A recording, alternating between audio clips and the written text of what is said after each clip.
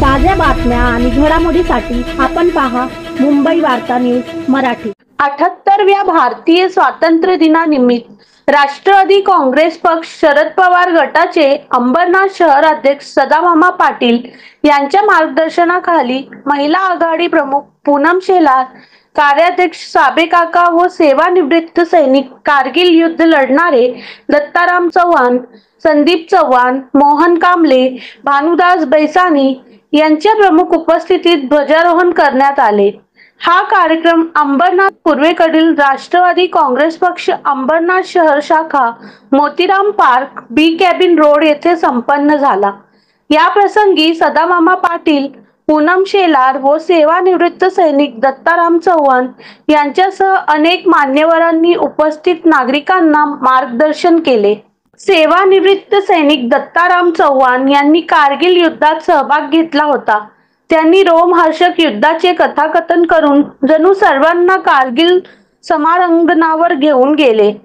हा कार्यक्रम यशस्वी करण्यासाठी उपाध्यक्ष राजू सूर्यवंशी, विनोद शेलार, विक्रम पांचाल, सुनील सूर्यवंशी, तुकाराम पाटील, शांतनु चक्रवर्ती, धम्मदीप बुद्ध विहाराचे कार्यकर्ते अध्यक्ष इंद्रपाल कांबळे, उपाध्यक्ष सुमनताई थोपडे, खजिनदार बाळासाहेब खोपडे, बबन सोनावणे यांनी विशेष परिश्रम घेतले।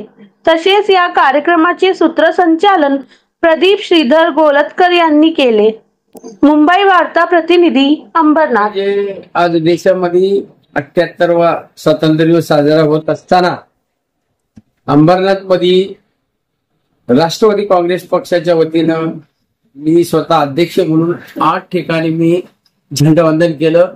सर्वप्रथम माझा वार्ड जो आहे, वार्ड क्रमांक 43 महालक्ष्मी मंदिर या ठिकाणी ध्वजारोहण करण्यात आलं। त्यानंतर साईबाबा मंदिर महालक्ष्मी मंदिराच्या आसपासच आहे।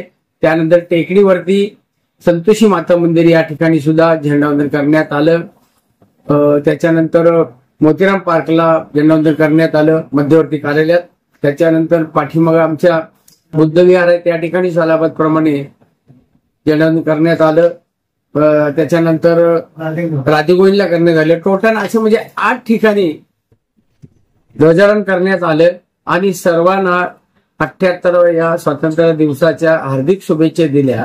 पण खास करून आम्हाला या वर्षी असं जाणवलं का हे ध्वजारोहण करत असताना या विभागात ज्यांनी बॉर्डरवर काम केले, मोठी मोठी पदं भूषवलेली आहेत, कारगिल युद्धामध्ये सहभागी झालेले स्वातंत्र्य सैनिक या ठिकाणी म्हणजे निवृत्त झाले तरी ते सुद्धा या ठिकाणी आमच्या नजरेत दिसले। त्यांनी एका स्वातंत्र्य सैनिकांनी तर असंच सांगितलं का मी आमच्या काळात दुटीवर असताना मी स्वतः त्या लढाईमध्ये कारगिलच्या सामील होतो। हे त्यांनी माहिती दिल्यानंतर एवढा आम्हाला आनंद वाटला खरोखर का आपल्या बरोबर आपले रखवालदार कोणतरी आहेत, त्यांचं या ठिकाणी आम्ही स्वागत केलं, सात्वन केलं आणि सर्वांना आजच्या दिवसाच्या हार्दिक शुभेच्छा दिल्या।